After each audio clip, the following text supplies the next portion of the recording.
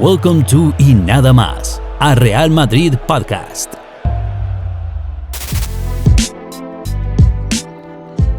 All right, what is going on, everyone? This is Eric Rivera, and this is another episode of Y Nada Más, a Real Madrid podcast. I am, of course, your host of this Y Nada Más podcast episode and of every Y Nada Más podcast episode, really.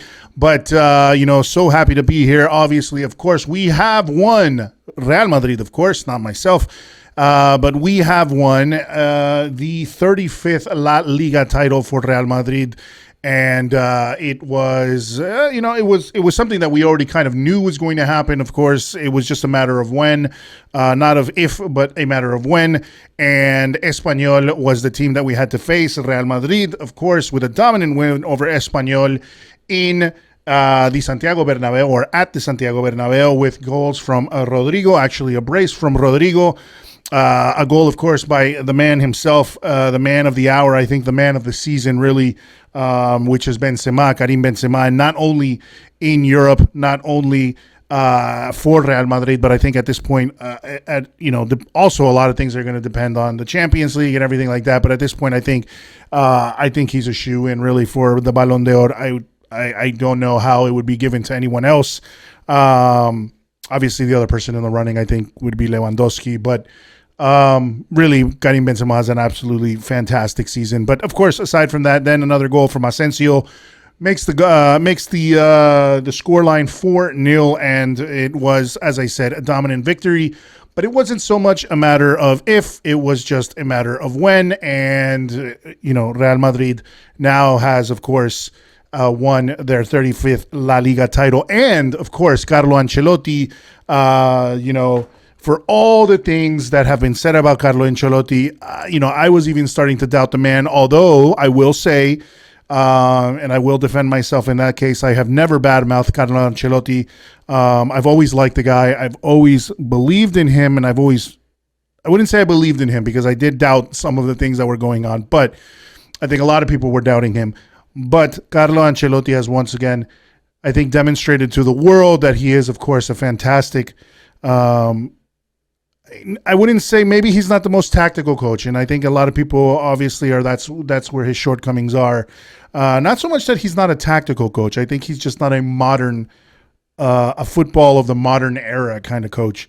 But from everything I saw from the celebrations after the game, from all the videos I've seen after the game, and everything I've seen after the game, I mean, it is just very apparent to anyone that has two sets of eyes, that has a set of eyes, to basically say, that this man is loved by the players, that they care about him, they believe in him. He is a guy, of course, that has won so much in his career. And of course, now he has set the record as the only coach to have ever won a league title in every single one of the leagues, or basically in every top 5 league in Europe. Obviously, the Bundesliga with Bayern Munich. He won LaLiga now with Real Madrid. He won Serie A with AC Milan. And then he also won, of course, the Premier League with Chelsea, and of course, Ligue 1 with PSG. So, and these are, I think, the one thing I would take away from all that is he didn't even win La Liga. The thing that's kind of impressive is, with Bayern Munich, obviously he had a stellar team at that in that PSG was sort of at the beginning of the building phase of where they're, that super team that they've created now, which, as we've seen, hasn't really reaped the rewards that I think they have wanted. But Ancelotti was able, obviously, to take them to a Ligue 1 title. I mean, yes, you could say Farmers League, whatnot, but still, it wasn't the same PSG we're seeing now. I think they were still very powerful, but obviously AC Milan, of course, in the era where he won it, was a pretty strong team as well. But with Real Madrid, I think what's interesting is this was not the era of La Decima. This was not the team that we had during La Decima, which was by, I think, far and wide a more powerful team than the one he currently had at his disposal. And still, he was able to, I think, get the best out of these guys. And obviously, There were things that he had. There were mistakes that he made. There were things that people might have not liked about what he did. And, I think sometimes I would agree, there are things that I think he has to get past his stubbornness. I think as a whole, Real Madrid obviously has to, not even little by little, at this point, we're starting to look towards the future and seeing that, of course, the CMK, if you want to call it, the, Casemiro, Modric, and Kroos midfield is, of course, starting to become a thing of the past. But, they're still so integral to this team that you can't say, as much as you want them to go away, if you're that type of person that wants them to go away, which I would question, why you would want to do that. Obviously, you want to start phasing in the youngsters like Valverde, of course, who has made a huge difference. Camavinga, who I think is going to be a fabulous prospect for the future.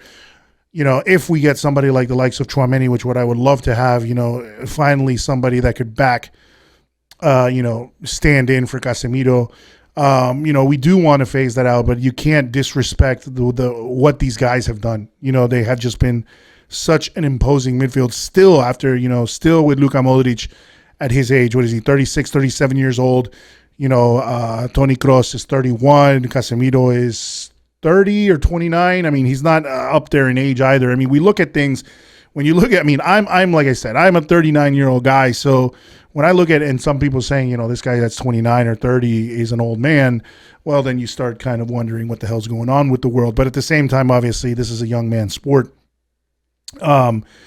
To be professional and play professionally at a high level, if your name isn't Cristiano Ronaldo, I think it's obviously the time does affect you. But we're seeing just that time is not affecting some of the big players, and especially guys like Luka Modric, who still at times look like he's younger than the rest of the team with the way he hustles. But overall, just a beautiful performance, I think, obviously in the game against Espanyol, but at that point, I think, like I said, and I've repeated a couple times now, it wasn't a matter of if, it was just a matter of when, and Espanyol obviously had to be on the receiving end of that, but there was just a lot of confidence going into that game. I think the game, obviously, that I want to talk about and what I want to get into is really going to be the game, of course, the game against Manchester City. And then, I'm recording this on a Monday. So the game that's really going to make the difference is the game that we play against Manchester City on Wednesday. Now, I feel, honestly, that this is going to be, before I get into the Manchester City game, but I think that this is going to be, I guess the bias would show that I actually believe that Real Madrid is the one that has the advantage here, even though we're down a goal. Going to the Bernabeu, it seems that, anytime we're at the Bernabeu, there just means, at least this season, something magical to happen. Now, can we as Madridistas bank on the fact that something magical is going to happen yet again at the Bernabeu, and especially against the likes of Manchester City? It's happened before. It's happened to all this Champions League. Is Manchester City going to be the one that stops that magic? We'll see. I think I'm kind of in the middle. There are Madridistas that are very, I would say, not confident, because it's not. I don't want to be.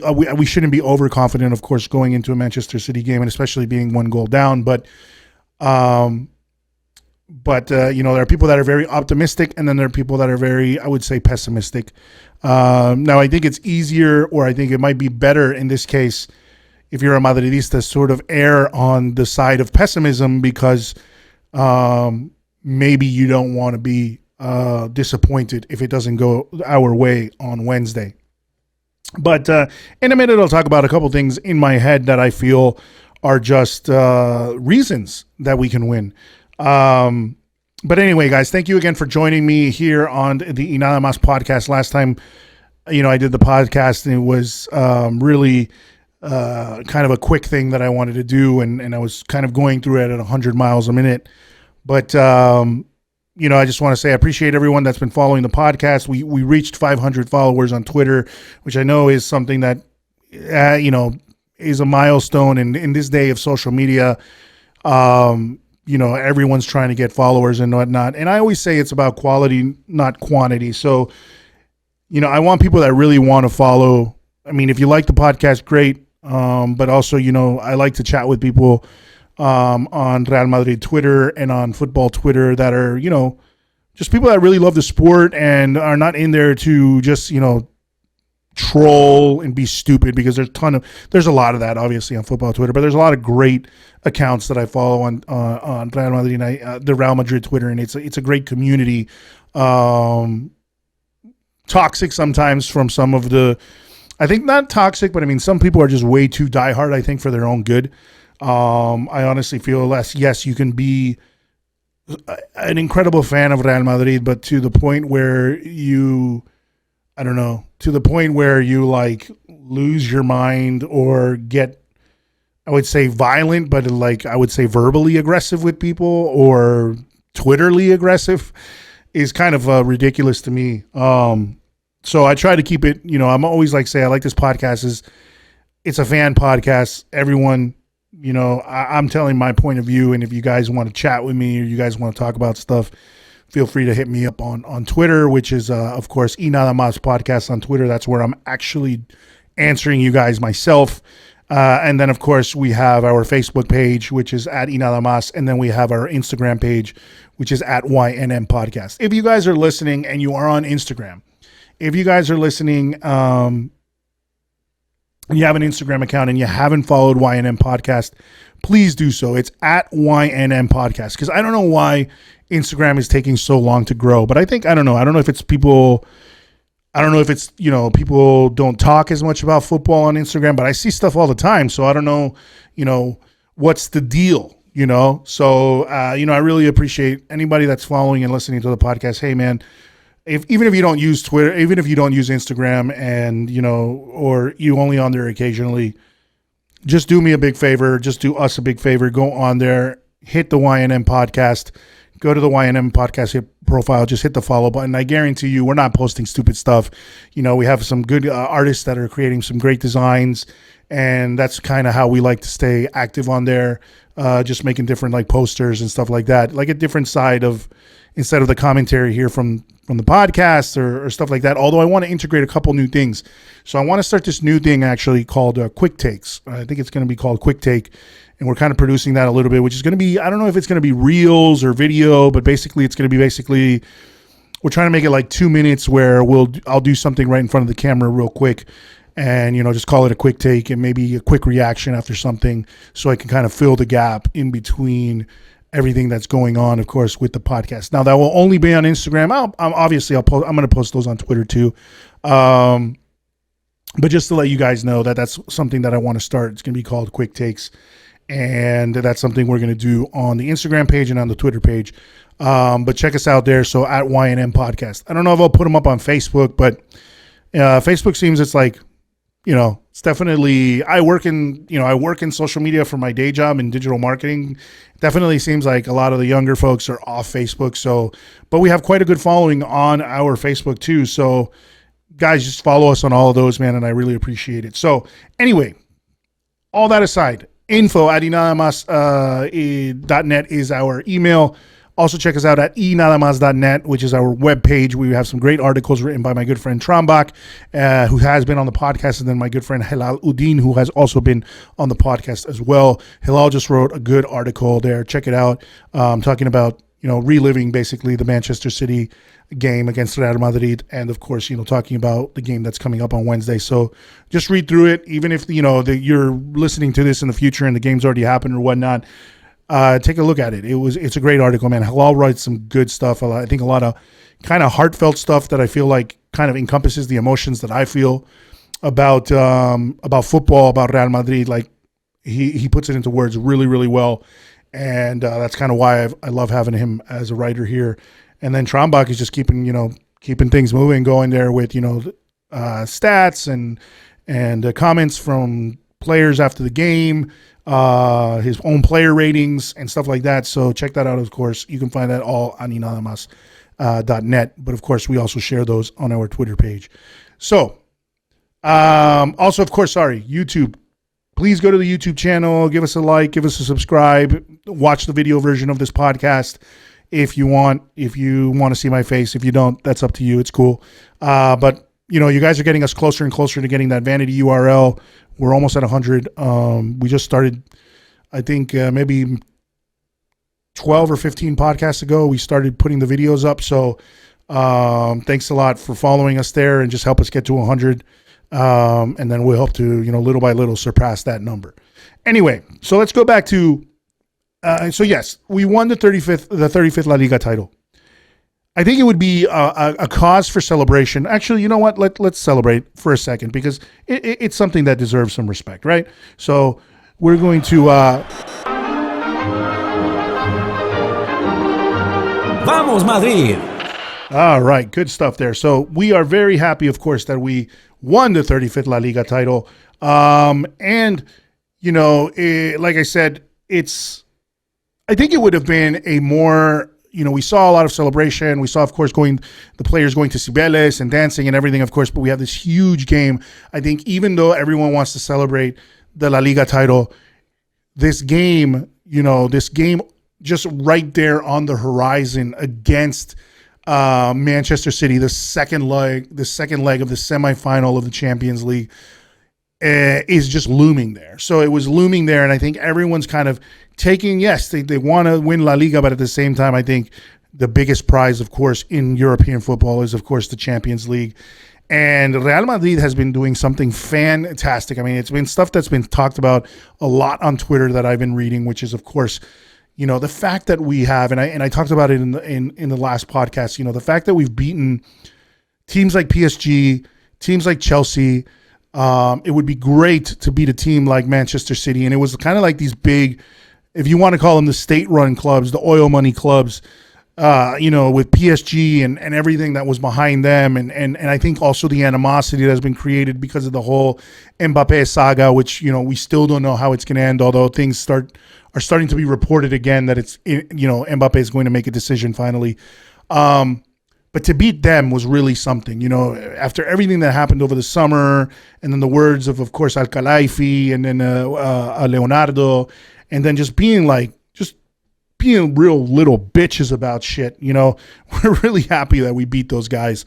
And especially because of it's one of the things, because of the massive, let's be real, regardless of how they perform on the pitch, on paper, it's a massive team with the talent that they have there. And, for us to get past them was something that and the way we did it as well was something that was both, I think, humiliating for them and, which part of me liked that, of course. And then part of me also liked definitely just the fact that we were able to overcome them in those just phenomenal, 30 minutes towards the end of the second leg where Karim Benzema came alive and scored a hat trick. I mean, the narratives, the story that will be this Champions League, if we were to go all the way and win it, would be something absolutely ridiculous, because you beat a team like PSG, then you beat a team like Chelsea, which is also, this quote unquote state-run club, although now, they're going, because of the whole situation, unfortunately, in the Ukraine and in Russia, Romano Abramovich had to leave the club with the sanctions and everything like that, and they're kind of in a bad way.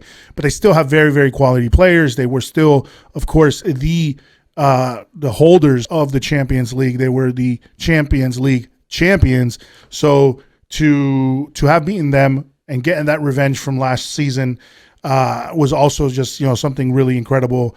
And the way we did it again, come back again, nail biter again. And then with Man City now, it's crazy to me because honestly, like these two teams that could be left now, obviously, unless Villarreal does something crazy tomorrow, insane, and comes back, and at the Estadio La Cerámica and mounts some incredible comeback, it looks like if we were to get through, we would face Liverpool.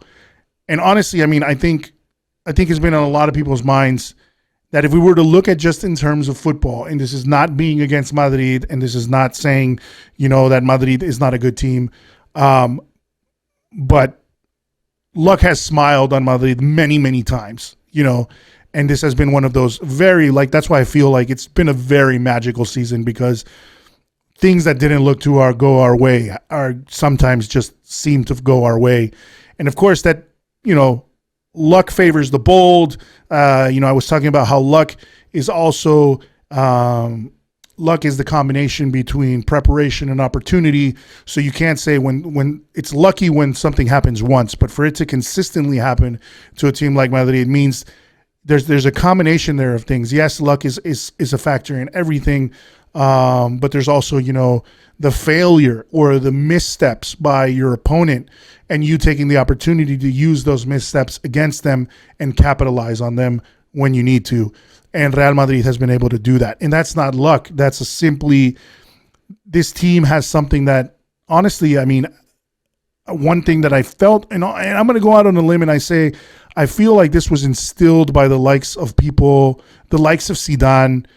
We can talk about La Flor de Zidane or whatever, but Zidane and I think, or just Real Madrid's, I think, like I was talking about, and I've talked about in the past, this innate desire, this history, this innate, I think, desire is a good word, but I think this innate obligation some of the players feel that they have to live up to the expectations of this club. They have to live up to the legacy of this club. They have to live up to the history of this club.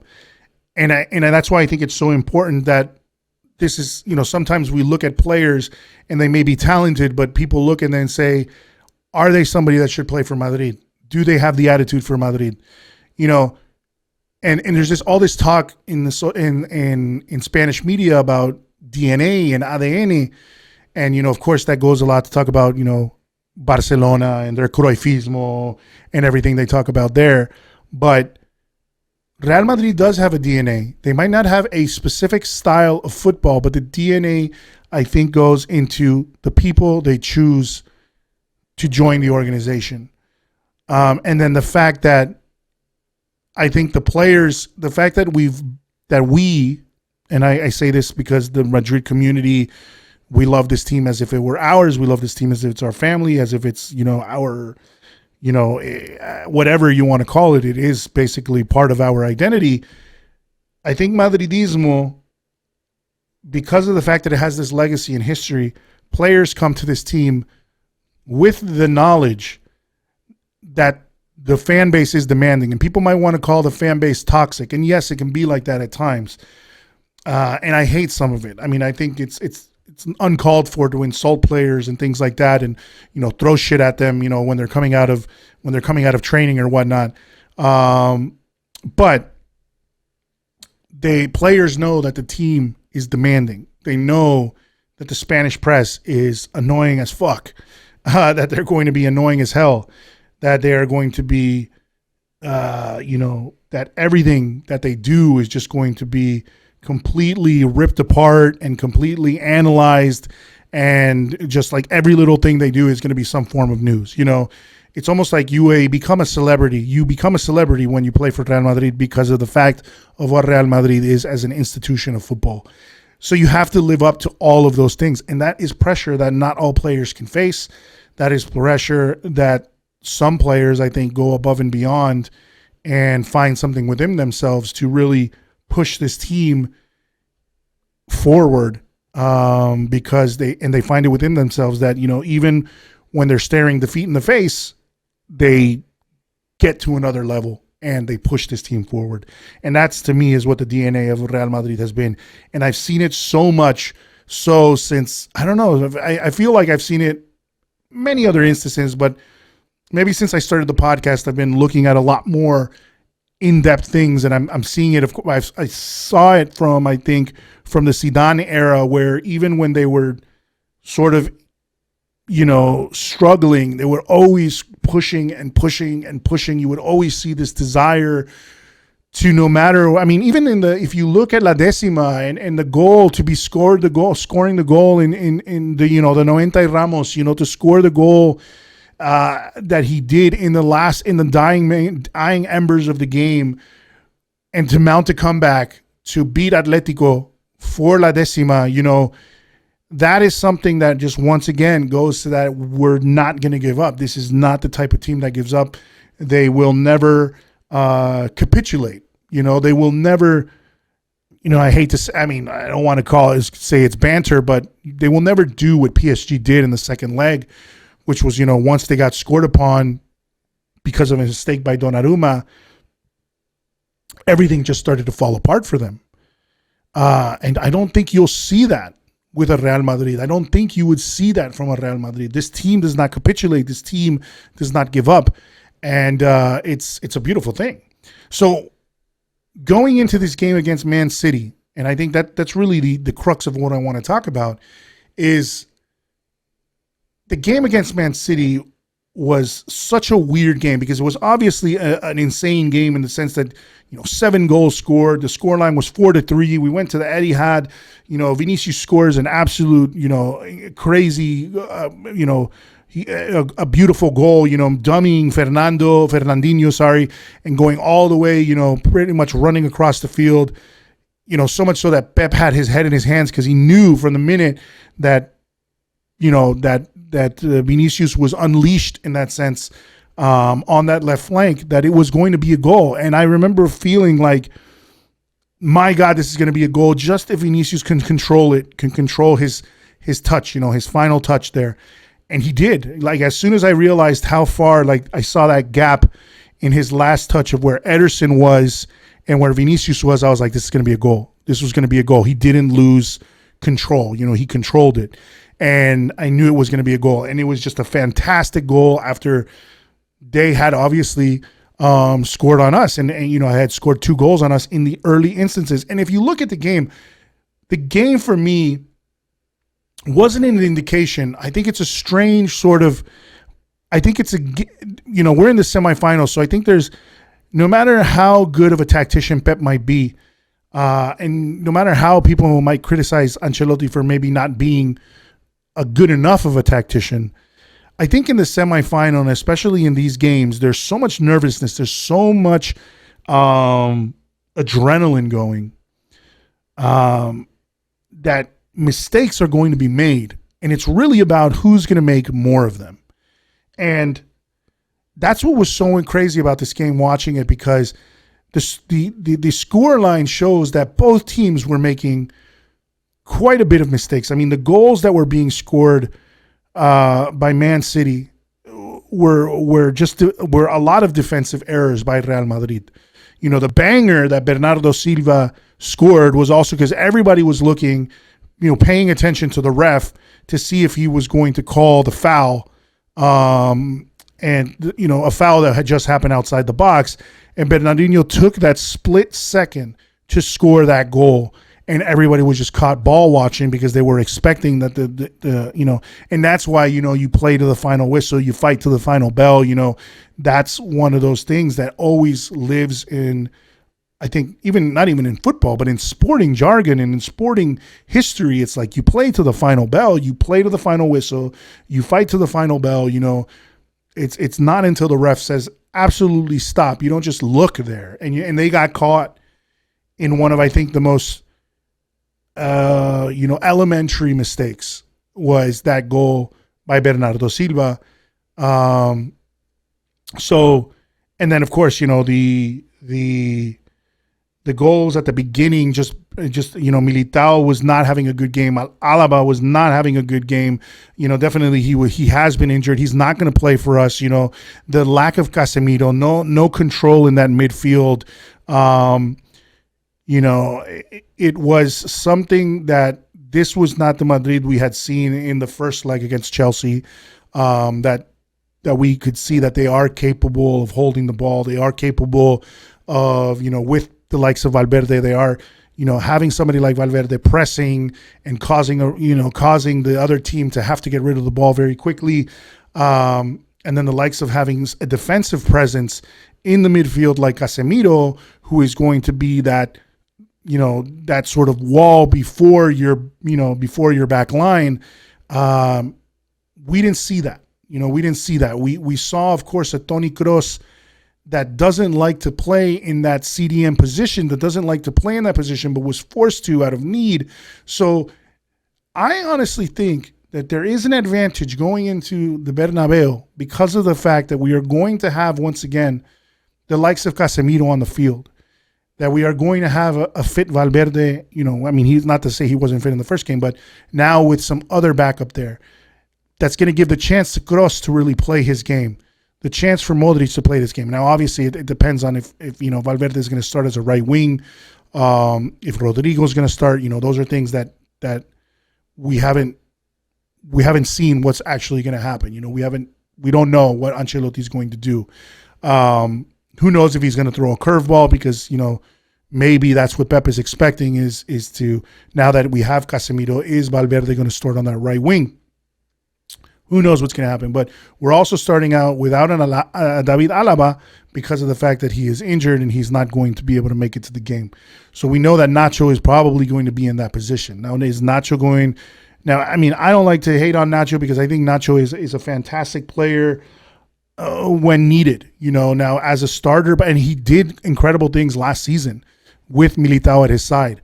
I think I'm more worried. I'm worried about the combination of both of them right now and Carvajal, of course, because of the fact that they haven't been as consistent. Carvajal's form has been off and on. It's off and on, more so off than on. Militao in the last few games has been making, he just hasn't seemed himself. He's been making quite a few mistakes.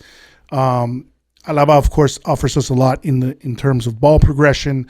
Obviously, offering attack himself, something that Mendy doesn't give us, of course, and Nacho is probably not going to give us as much of that. So we're going to have to see how that game is going to play. But at the same time, Man City made a lot of mistakes in that first leg too. There were absolute sitters that they missed. It's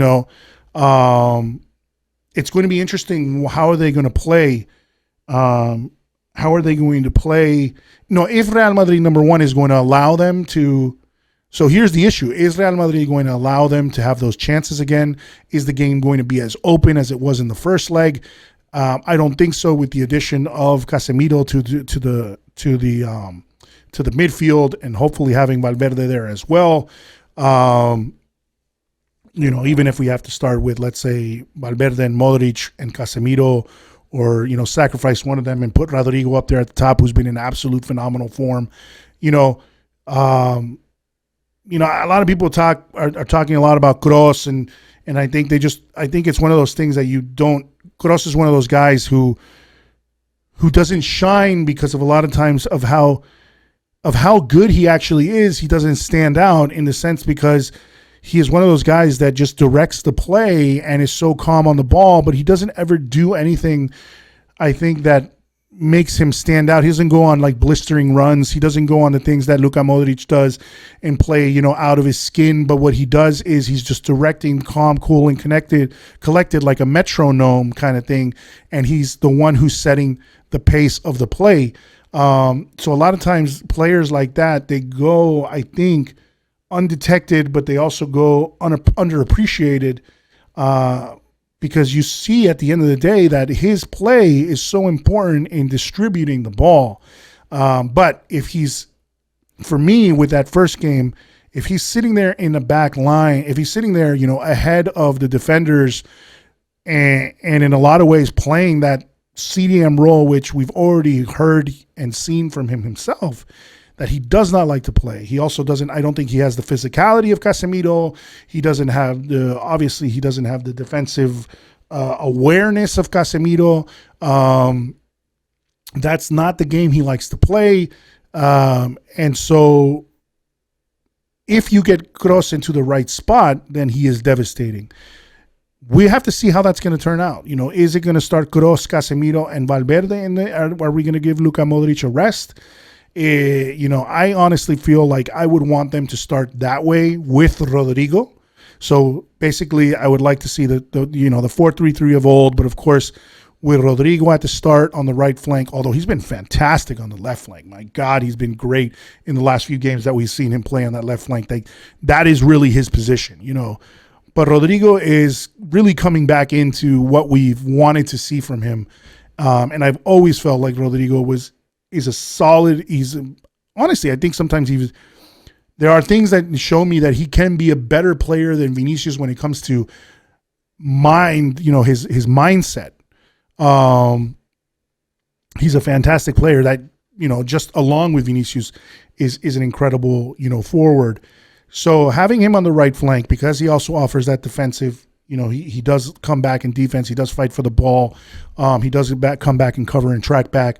So having somebody like him, plus I think Valverde in the midfield and Casemiro, on the right-hand side of the midfield, then have Casemiro in the middle, and then possibly Kroos on the left flank of the midfield, or the left side of the midfield. I think that's probably where I'd want to start. Although it's just hard to replace somebody like Luka Modric, because you can put Modric there instead of Kroos. It's just hard to let go of one of those two guys. It almost feels like sacrilegious to me. But I think that having that lineup there gives us a defensive presence and attacking presence that I think we didn't have in that first leg, and why I feel that we can cause more damage. And that's not going to leave the game as open for Man City to do what they were doing and getting all the chances that they were getting in the first game. However, now the back line suffers a little bit. But Man City's back line has also suffered. I mean, we put 3 goals past them. We've seen it. They had Stones and he had to come off. Fernandinho got beat. Fernandinho offers, I think, more attacking than he does defending. You have guys like Ruben Diaz. You have guys like Aymeric Laporte. So they're 2 strong defenders, but they haven't been. Diaz was coming back from an injury. It's going to be tough because you don't have. We'll see how the lineup is going to be, but you don't have the likes of. I don't think they have the likes of Kyle Walker. I don't know if Cancelo is going to be there, but that's going to also give them a different. It's funny because it's going to be a different game in the second leg, and that's the one that's really going to be for all the marbles until we go and meet Man City. I mean, if we look at the first game, I was pulling up stats, and I mean, that's the one thing that, we have to be cautiously optimistic because, of course, the magic of the Bernabeu. But I mean, if you look at Man City, their expected goals were 2.7 to our 1.6, and we could all see that they basically really missed absolute sitters in some cases. Riyad Mahrez, of course, missed ones that he should have passed that were wide open instead of going for goal himself, and he missed those chances. There was 2.7 expected goals to Real Madrid's 1.6. In the first half, it was 0.9 to 0.4. Their chances, they should have scored more goals, and are they going to be as forgiving in the second leg? But then again, are we going to give them that open space? So there's 2 things there. There's 2 different versions. It's almost like a different. It is a completely different game that can happen in this second round. And then we have the magic of the Bernabeu. We have the intangibles. But then at the end, if you look at the total shots, now they were beating us in passes. I was looking at passes. Their effectiveness in passes was like 88% to our 81%. When I was watching the game, I was amazed at how well they were circulating the ball. Of course, a team under Pep, they were really good at keeping possession. We were terrible at keeping possession. We were terrible at getting the ball back. They just seemed to basically be running circles around us when it came to possession. And we were losing the ball quite a bit, but it was because we couldn't lock down that midfield. But, at the end of the day, they had 16 total shots. Only 6 of those were on target. Only 6 of those were on target. And then 5 were on target for Real Madrid. So when it came to, it's funny because we had 11 total shots and 5 of them were on target. When it came to total effectivity in front of goal, we had the better, effectiveness in front of goal. And so it's really interesting, it goes down to, are they going to make those same mistakes? Are they going to make those same mistakes in attack? Or are we going to make the same mistakes in defense? And that's what's going to be, I think, the narrative of this game. But I feel like those intangibles are there. It's going to be played at the Bernabeu. There are so many different things that are coming in now. Casemiro is back. We have more, but we are missing, Alaba. We don't have the, attacking prowess really with Mendy. Carvajal can be a liability. So, I think on the defensive end, like for the defensive line, I'm worried about us. But in the midfield, I think, if we play like we should, if we go out with the right lineup, we can do well. Then we have the magic man himself, Karim Benzema, right now, which he's playing like a man possessed, essentially. He can bring something and make the night magical. He said it himself. He said it himself that we're going to do something magical and we are going to win. That's what he said after the game. And seeing of what he's done this season, I believe him, So that's where I think that I am cautiously optimistic and feeling that somehow we have an advantage, because if you look at the end of the game, when Real Madrid was able to come back and score that third goal, that the penalty, that Karim Benzema, God, man, just that cold-blooded, wasn't able to score 2 penalties against Osasuna, and you would think his morale was shot or his confidence was shot. And then to go in there and be like, nah, man, I'm going to show everybody that my confidence isn't shot. And he goes there and scores a Panenka, a Panenka penalty, just cold-blooded, puts it down the middle, chips it down the middle, shows that he was like, that the guy has nerves of steel. He is a world-class player, because a lot of other players would have been like, dude, do not make me take this penalty, And this man is a leader. He still wants to lead the team and show, no, you guys can still have faith in me. What happened was a fluke, Me missing the penalties was a fluke. I'm going to show you I'm going to score this one. And he scored it. And he put us 4-3, only 1 goal down. And at the end of that game, there was looks on the faces of those players, the looks that Pep was having, the mannerisms he was making on the sideline during the goals, during the goal from Vinicius, during this penalty from Benzema, saying after the game that, Real Madrid was very good, and it was a game that we didn't play well. So if Real Madrid plays well, and this is a team that is used to having their back against the wall, Man City is the team that is actually in the position where they are worried. They're in the position of being worried right now. They're in the position that bothers them, because they are in that position of are we going to bottle this again, essentially? That's the position that it seems like they're in, and that's what's interesting to me in this one, because Real Madrid is used to being sort of with their backs against the wall. Man City is not, so that is, for me, the intangible right there. That is the intangible right there for me.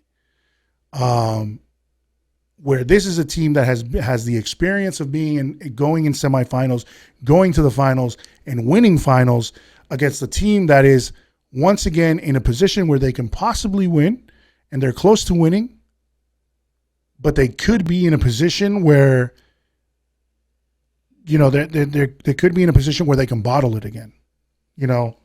I think Man City is in that position whereas Real Madrid is the one that's used to being in these spots. And I think that is a huge, huge, huge advantage for Real Madrid, aside from the fact of the magic of El Bernabeu and all that kind of stuff.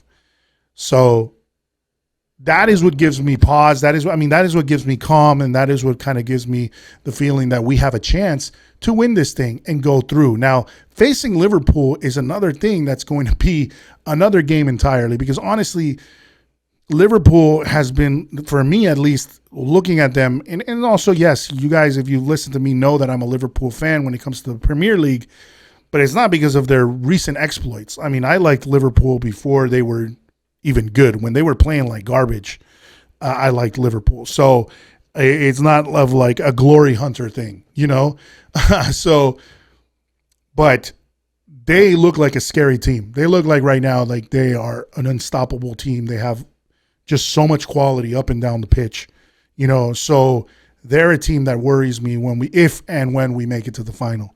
But we have to cross that bridge when we get to it. But I feel like to make the magic of this Real Madrid season so big, it would be like all the things that they have said about Real Madrid, not, always getting the luck of the draw, in a sense, we get the weaker teams and whatnot, cannot be argued in this sense. Because if we were to get to the final and we were to beat, let's say, in an ideal world, we were to beat Liverpool, you're talking about beating the likes of PSG, beating the likes of Chelsea, beating the likes of Man City. I mean, if we go through Man City and then beating the likes of Liverpool, I mean, that's like every badass team really in the world right now, with the exception of, let's say, Bayern Munich, So that would be insane accomplishment for Real Madrid once again to set their name in stone. I mean, that is, to me, what would be an absolute fantastic end to this season, and then to only one up that with the arrival of guys like Tchouaméni, with the arrival of guys like Rudiger and Mbappe. I mean, it would just be insane to have won that and then to carry that into next season, getting these other additions to our team that I think will make us even more solid. It is ridiculous. I mean, there's just so much to be happy about. So I honestly feel, like I said, I'm cautiously optimistic. I feel like we can win this game against Man City. I think it's another 90 minutes where anything can happen, but it's once again at the Bernabeu, where, once again, in the words of Juanito, 90 minuti en el Bernabeu sono molto longo. 90 minutes in the Bernabeu are very, very long. All right, guys. So, that's it for me. I think I've gotten to the end of what I really wanted to say here. So, thank you guys once again for listening to the podcast. Thank you guys once for joining us here at Y Nada Más Podcast. Once again, follow us at YNM Podcast on Instagram, at YNM at Y Nada Más Podcast on Facebook, at Y Nada Más Podcast on Twitter, and check us out on our website at ynadamas.net. Thank you again for listening, guys. A la Madrid. The 35th La Liga title is ours. Now we are going to the nitty gritty. Now we are going down to the wire with the biggest trophy of them all, which is, of course, to win the Champions League. But first, before winning the Champions League, is to get to the final. And I think that this team is absolutely capable of doing it.